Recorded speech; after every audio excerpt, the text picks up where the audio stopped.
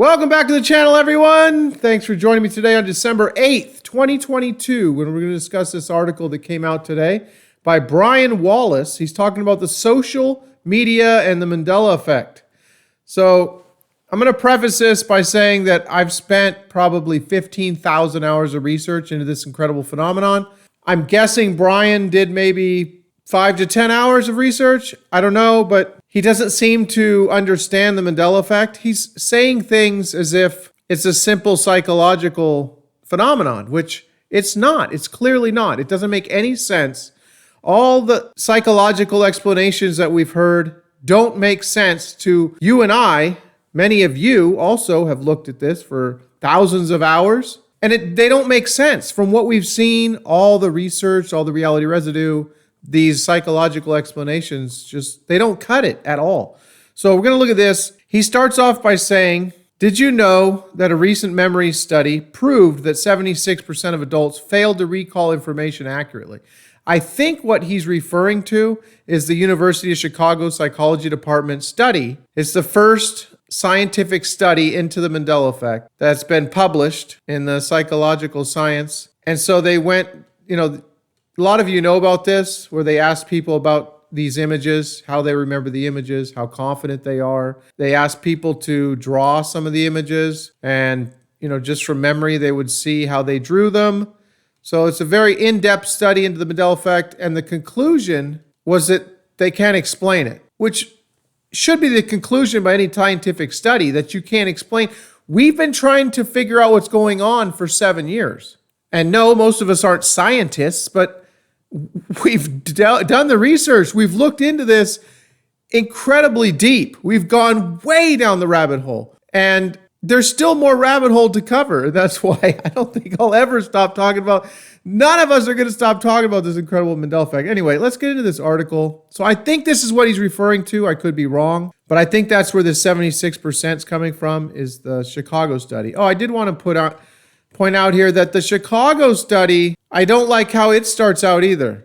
It says the Mandela effect is an internet phenomenon. I don't know if I'd call it. I mean, we're discussing it on the internet, like most things are discussed these days on the internet. I mean, it's not something that, I guess it originated on the internet, but I don't like it being called an internet phenomenon.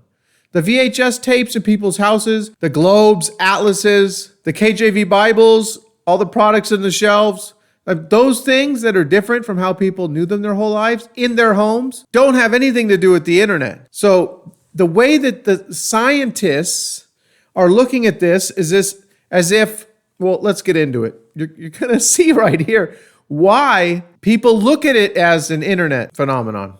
All right, so there are multiple instances where large groups of people all misremember, and I could go into how we're not misremembering, because you can't misremember something you never even knew to begin with. But I'll go into that a little deeper as we get into this. So I'll talk about that a little bit more. Misremember information like news events, brand names, or song lyrics incorrectly. So it's way more than that, but we'll go along with what he's saying here. The phenomenon is known as the Mandela effect, and it may be more common than you think. I agree with him there. It's way more common, but not for a simple psychological explanation. So what you thought you saw is wrong. Did it happen? Now, this is where me and a lot of other people have thought that our experiences are real. And this is where a lot of people looking into this, they say, well, no, you're wrong. You're just not remembering correctly. You never experienced those things. And I wholeheartedly disagree. So this is where it gets really crazy. Now, this is not very long. Stick with me here. So this is not going to be real long. He's going to talk about what you thought you saw was wrong. Then he's going to have a conclusion. And then we're going to look at this infographic here. That's it. So, Brian, Mr. Wallace here didn't go real deep into it, but he says that many psychologists have attempted to explain potential reasons as to why the Mandela effect occurs. Yes, they have. And you can see what they've written all over the internet when you Google Mandela effect. That's what you'll find. You'll find them trying to explain to you that it's confabulation, cognitive illusions, misattribution of memory, all these different psychological terms. One of the most common explanations for this is Ash conformity. So Mr. Wallace has chosen to go along with Ash conformity as a number one explanation. One of the most common, not the number one, one of the most common explanations. So what is that? Let's look at this. And while we're looking at what that is, think of all the reality residue. Think of the thousands and thousands of examples of residue from experiences that we had that reinforce our memories and our experiences. So the Ash conformity is when a person conforms to a certain view in order to align with a group. When multiple people all express the same opinion, it can be difficult for an individual to disagree. So basically what Mr. Wallace is saying here is that James Earl Jones, Anthony Hopkins, Roy Scheider, Tom Hanks, Sally Fields, and Kevin Costner are all just trying to fit in. They're all trying to conform to the group. When they misremember their famous iconic lines, they're just trying to fit in. That's it. It's that simple. When multiple people all express the same opinion, it can be difficult for an individual to disagree. Humans naturally have the desire to be liked and to fit in. And conforming is one of the easiest ways to feel connected with a group. So forget all of you that are seeing changes in your reality, that just something was one way for 40 years, and then you see it a new way. And you're like, oh, wow, that was never like that. You're just trying to fit in, okay? That makes absolutely no sense. So what Mr. Wallace is saying here is that one of the most common explanations makes absolutely no sense from what we're experiencing. People aren't trying to fit in. Now, if you think about the TikTok videos where there's a JCPN and EY over here and a PNNY over here, a PNNY, or a John DEERE or a DEER, and people are going like this. I'm sure you've seen that on TikTok. I remember this one, that one. Okay, so if you've heard about the Mandela effect and you've come across these different things, then I can see where maybe, yeah, everyone says, Luke, I am your father. I've heard it that people say that. Yeah, I remember that. Even if you never even saw the movie, you may come out and say, I remember that. There are cases where what this gentleman is saying are true. Okay, I'm not saying that no one ever tries to fit in. No one ever tries to conform to a group. I get all that. I understand that, and that does happen. People do misremember. Anyway, but this doesn't explain what we've seen with the Mandela effect. It doesn't explain flip-flops. You're not trying to conform when you see Flintstones and then you see Flintstones with two T's, and then you see Flintstones again. When it goes back and forth on you, back around 2017, 2018, there were several documented flip-flops with Houston, we have a problem, Tidy Cat, the Flintstones. There were a group of people, and there's still evidence online with articles that were written, these movie line articles with Houston, we have a problem, where it says it's wrong. They're trying to show you that something's wrong, and then the correct line they give is wrong. And that was because of the flip-flop. There's articles like that online. So with the emergence of the internet and social media, this desire to conform has become stronger than it has in the past. Okay, I'll go along with that. In regards to explaining the Mandela effect, no, I don't go along with that. Information is spread across a wider audience at a faster speed over the internet, which can lead to more people being exposed to misinformation. That's true. People get exposed to misinformation. That's easy to believe. So I go along with most of what's being said right here in this paragraph. Information that is spread over social media is not fact-checked and can be led to many people believing things that are not true. I agree with that. Social media allows for people to express their opinions, and the anonymity makes it easier to shame and shun those who do not agree. This can speed up the conformity process, and it's believed that this may lead to more instances of the Mandela effect. Now, I agree with most of what's said here, but it doesn't go along with this phenomenon. This is not what's happening. People don't have lifelong memories of something because they're trying to conform in the modern day social media with the internet. That doesn't explain what we've seen. Mr. Wallace here is so far off base, and that's why he's just muddying the water. This article muddies the waters of what's actually behind the Mandela effect. Because if you're going to talk about the Mandela effect, you can't just talk about it like this article does, saying that people are trying to conform and fit in. That's not what we're seeing. Snoop Dogg and Larry King don't rap about Jiffy peanut butter because they're trying to fit in. They remember the peanut butter being named Jiffy. That's why they're singing about it in a clip online. They're not trying to fit in or conform. That isn't why they have the memory of Jiffy peanut butter. When in around 2013, when I grabbed a jar of Jiffy that I hadn't bought peanut butter in many years, my kids didn't eat it. My wife's from a foreign country and they didn't really eat peanut butter there. So it wasn't something we ever bought, really. I grew up eating it, but I hadn't bought it in a long time. So I wanted some. I grabbed the jar of Jif and I looked at it and said, oh, wow, look, Jiffy changed their name.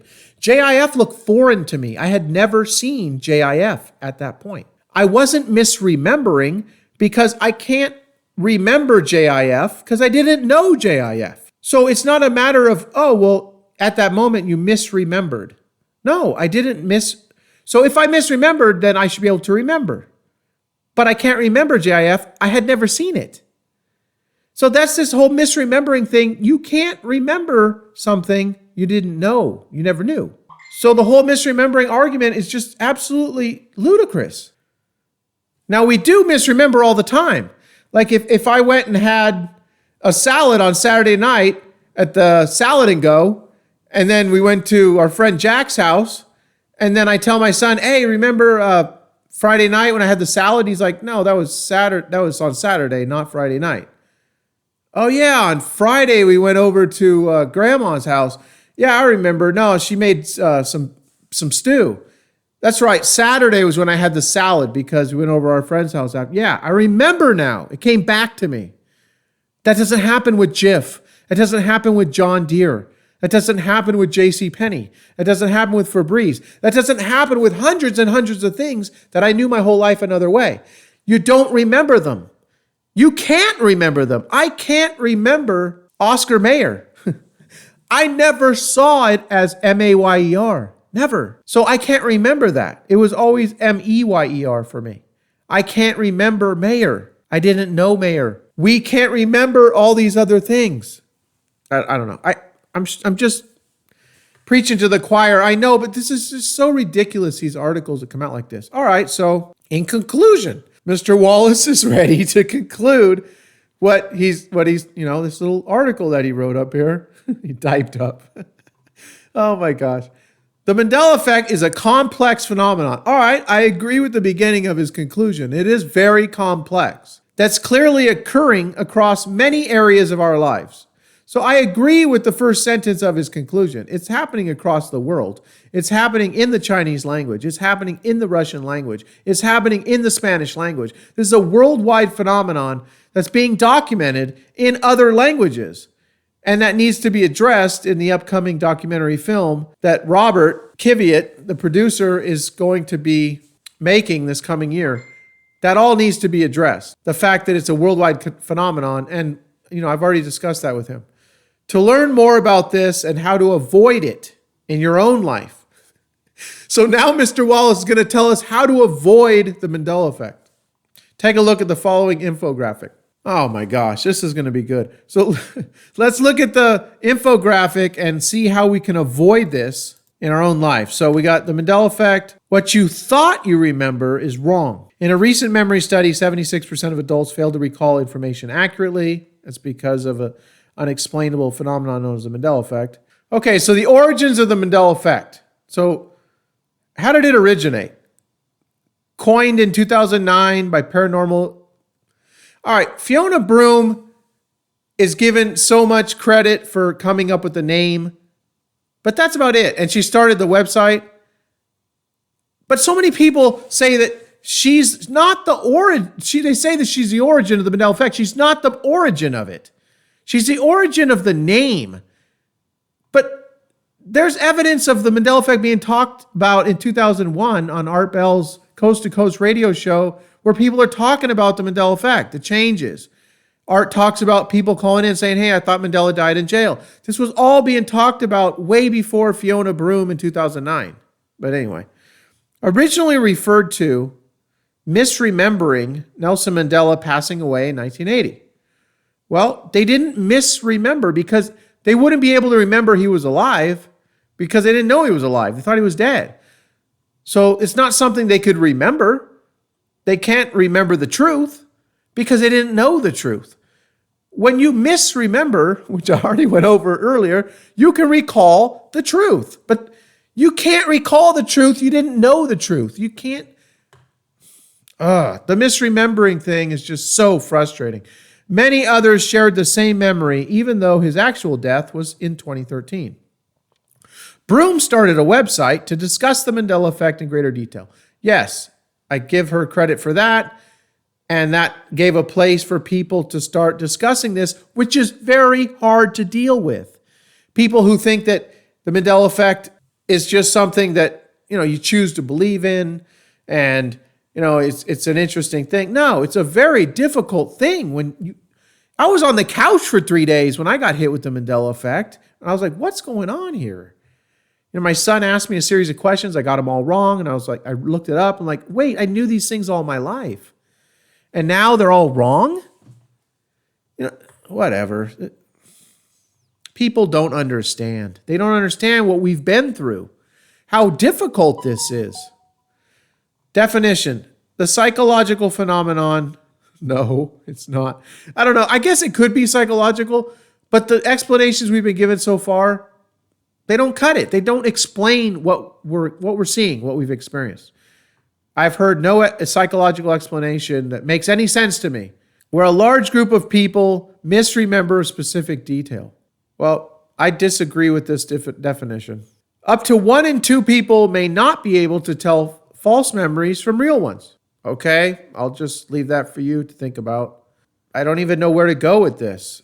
All right, yeah, I don't even know what to say. I don't feel my memory's that bad. When I think back about things I experienced 1,000 times, I knew it one way 1,000 times, and then I see it a different way. And then I find other people who say, yeah, it was always this alternative way my whole life. I don't know. I don't feel my memories are that bad, but my memories about certain things, one-time events in the past. I may have someone call me up and say, hey, remember when we did this? No, I have no memory of that. I don't even remember being with you that day. Memories can be very hard to recall things, but that's not my experience with the Mandela effect. The Mandela effect is usually about things that I saw or heard hundreds and hundreds or thousands of times. So it doesn't really go along with this, like when people talk about eyewitness testimony, not holding up in court. Well, that's usually about a one-time event. A one-time event doesn't compare to lifelong memories of things. I don't even know how people bring up one-time events, eyewitness testimony, when you're talking about this incredible phenomenon. It makes no sense whatsoever. Mr. Rogers' Neighborhood, okay? So if Mr. Wallace is correct, then Johnny Carson, Jimmy Fallon, and Eddie Murphy are all just trying to fit in and conform when they come through the door and sing the famous song wrong. They all sing It's a Beautiful Day in the Neighborhood. They all sing it wrong in their skits throughout the years. And there's more people than that. Those are just the ones that I can remember right now. They're all trying to just fit in and say it wrong. That doesn't make any sense whatsoever. See, the reality residue is not talked about in all of these simple psychological explanation articles. They don't talk about all the reality residue. And that's what I'm so excited about for this upcoming feature film documentary that producer Robert Kiviat is working on, because it's all going to be about the reality residue. It's going to be about the evidence. It's not going to be an article saying, oh, people are trying to fit in and conform, and that's like the biggest explanation for this. No, that makes absolutely no sense. And we're not going to talk about any reality residue because that doesn't really make any sense when we're talking about an internet phenomenon where people are trying to fit in. Rich Uncle Pennybags, known as the Monopoly Man, monocle, no monocle. People are trying to fit in by remembering a monocle on the box their whole life. Luke, I Am Your Father, James Earl Jones, Hayden Christensen, Mark Hamill, all remembering Luke, I Am Your Father. You know, people, actors in the film, modern day Darth Vader recalling his memory of the line from Empire Strikes Back. Christensen, well, they're all just trying to conform. It's not that anything strange is happening. They're just trying to conform. That's what the writer of this article would have you believe. The Berenstain Bears, Berenstain. We all know that one. Huge. Publishers Clearinghouse. Now, there's a lot of evidence to show that he did work for Publishers Clearinghouse. I never even heard of American Family Publishers in my life until 2016. Never heard of it. Now, granted, I could have got the name wrong. The commercials that I saw him in, when I saw him on TV, he could have been working for AFP. I'll give you that. I'll give the deniers a little morsel. I could have got the name of the company wrong, but I have a clear memory. I can see him going up to the porch. I can see him with balloons. I can see him with a big check. I can see the excitement. I can see Ed McMahon presenting a big check on someone's porch saying, "You're the big winner."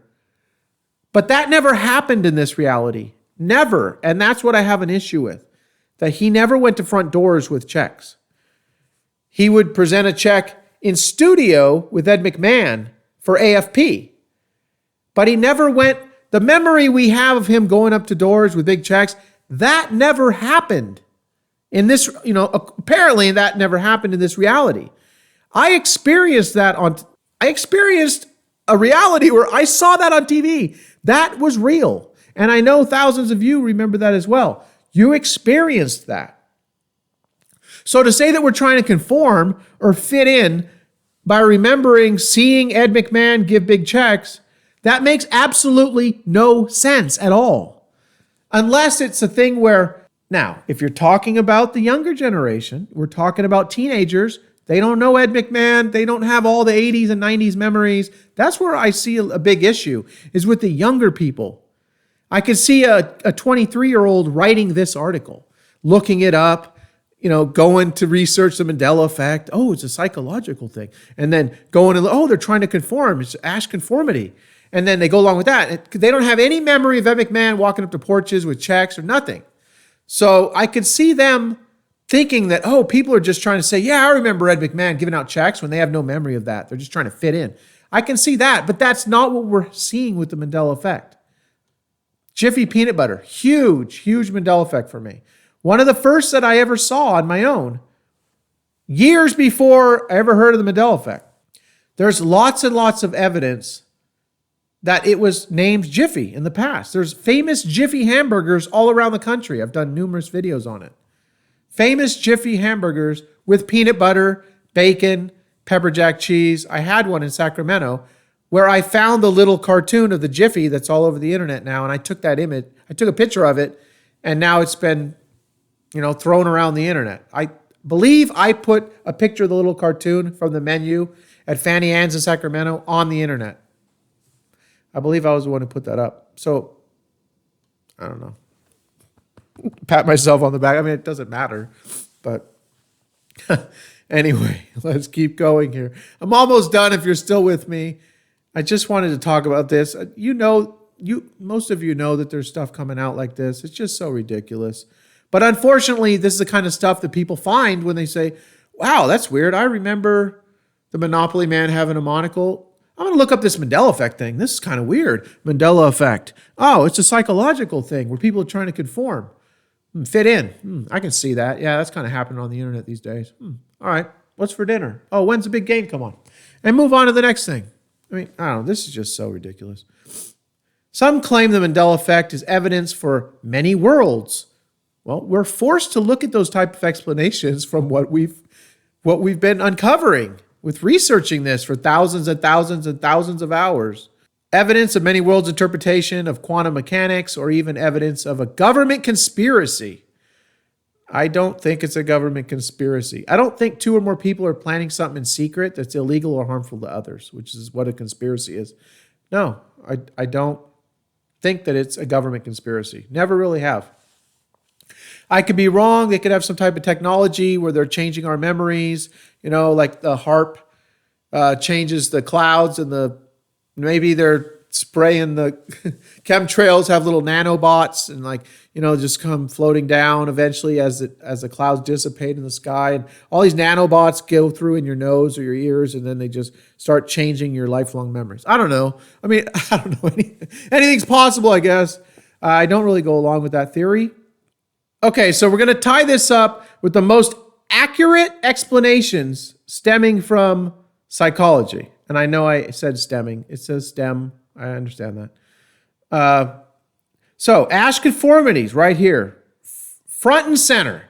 The writer of this article thinks that everyone's trying to conform and fit in. People who remember Imagine If You Will being said at the beginning of The Twilight Zone by Rod Serling, who people remember being Rod Sterling.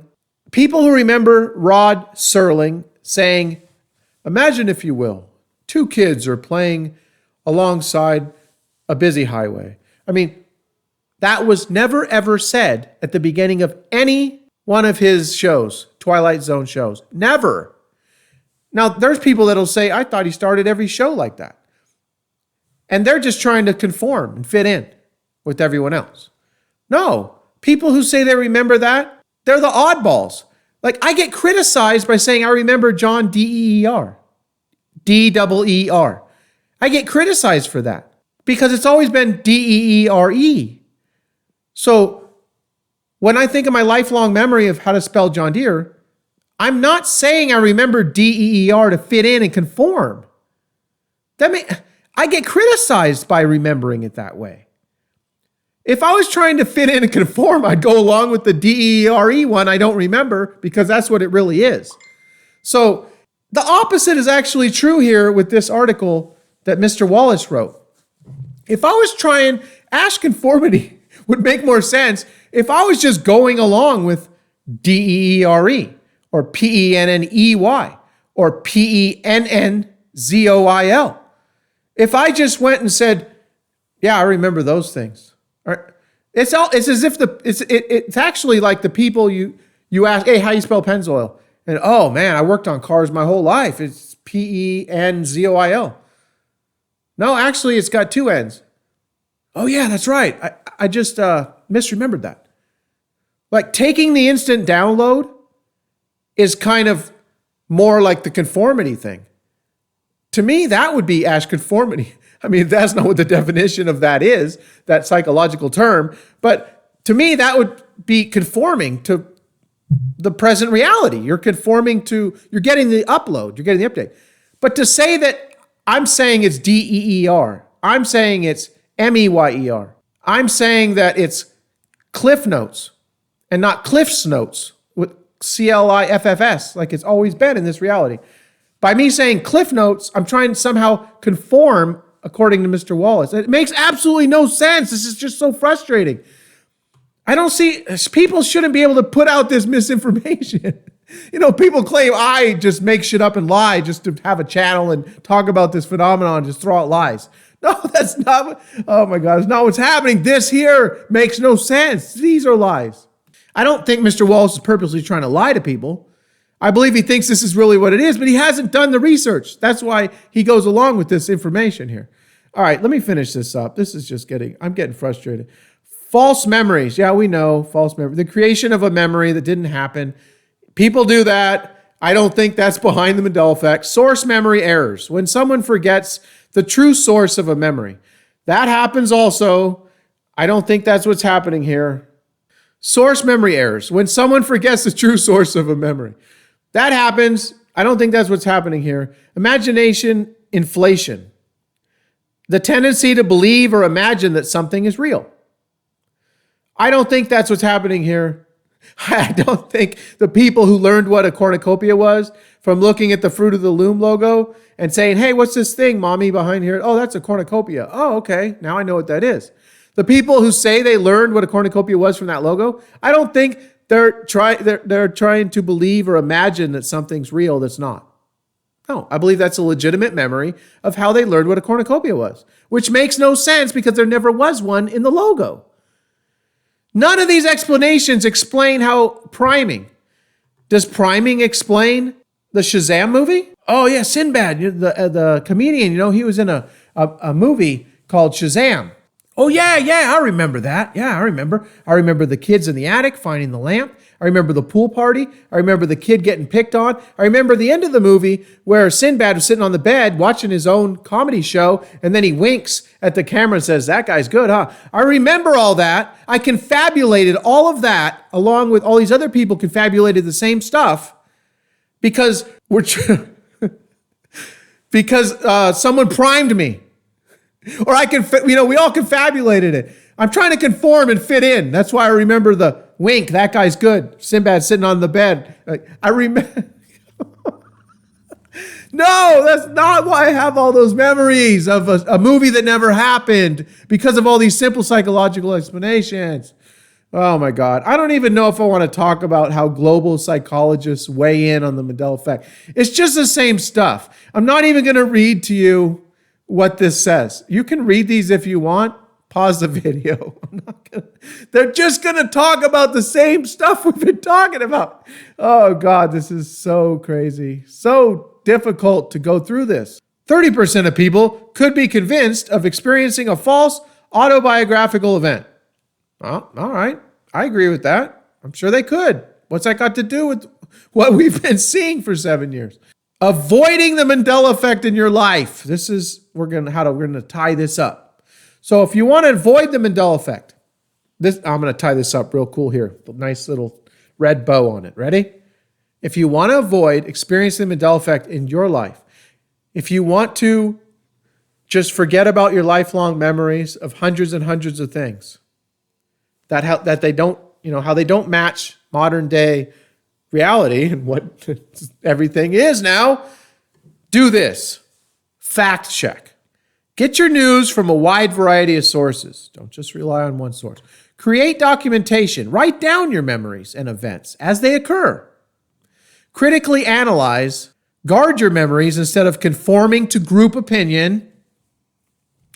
And acknowledge limitations. Understand that anyone could experience the Mandela effect. So there you go.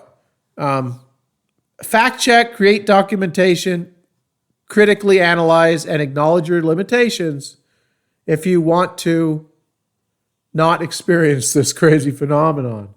This is Mr. Wallace is recommending these things here, so you don't have to deal with this crazy phenomena. As an emerging memory science, the Mandela effect leaves much to be explored about the human mind. Yeah, it sure does. It leaves much to be explored about a whole lot of stuff. And that's what we're trying to get into. So that's it, everyone. Go create the reality that you want. Don't try and fit in and don't try and conform because it's not going to lead to happiness. Oh, God. All right, that's it, everyone. I'm out of here.